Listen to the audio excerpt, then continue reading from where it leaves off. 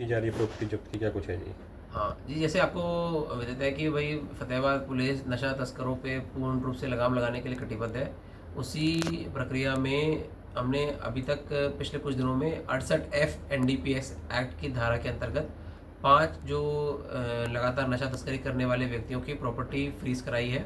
और इनके नाम हमने वैसे जारी कर दिए हैं: विनोद कुमार, महंगा सिंह, महेंद्र सिंह, बबलू, और इसमें एक लेडी भी है। और इनके मकान, दुकान, घर और मोटरसाइकिल, स्कूटी और ज्वेलरी, नकदी, इस प्रकार की काफ़ी सारी चीज़ें हैं। इनकी अनुमानित कीमत भी है। इसको फ्रीज़ कराने का काम हमने करवा दिया है, और जो अब आगे की जो प्रक्रिया है वो की जाएगी।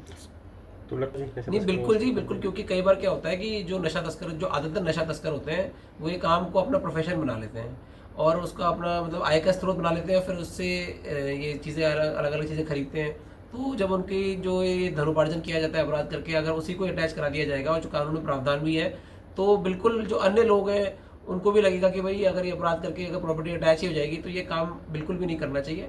और इसको हम आगे और बिल्कुल सुदृढ़ तरीके से करवाते रहेंगे। अब हम जो भी व्यक्ति पकड़ते हैं उनकी सबसे पहले प्रॉपर्टी अटैच कराने का कार्रवाई करते हैं, तो आगे भी ये बिल्कुल जारी रहेगा। कुछ और भी लोग भी हैं इस पे?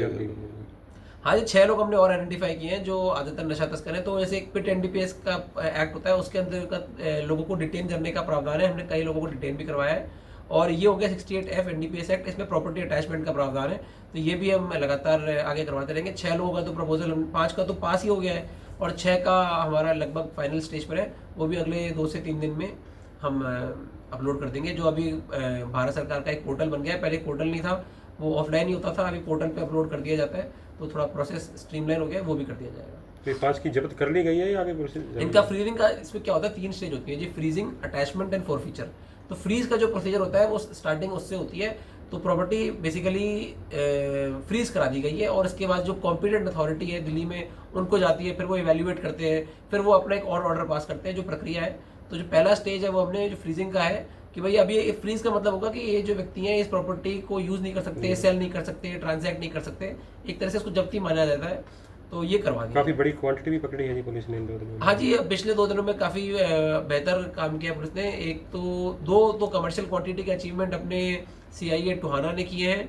इसमें मेडिकल जो ड्रग्स हैं वो पकड़े गए हैं, बड़ी मतलब बड़ी मात्रा में। एक में तो लगभग 2000 गोलियां हैं और एक में लगभग 1500 गोलियां पकड़ी गई हैं। दोनों अपने टोहाना सीआईए द्वारा पकड़ी गई हैं। एक लगभग 50 किलो के आसपास डोडा पोस्ट पकड़ा गया था 1-2 दिन पहले। और आज सुबह भी रतिया में लगभग 800 के आसपास टैबलेट्स पकड़ी गई हैं, जिसमें कार्रवाई जारी है। एक मेडिकल शॉप ओनर जो है, फार्मासिस्ट, केमिस्ट शॉप जो है, वहाँ पर ये गोलियां बेच रहे थे, तो वहाँ पर भी ड्रग कंट्रोल ऑफिसर को हमने बुलाया है और उसमें भी कार्रवाई की जा रही है। ठीक।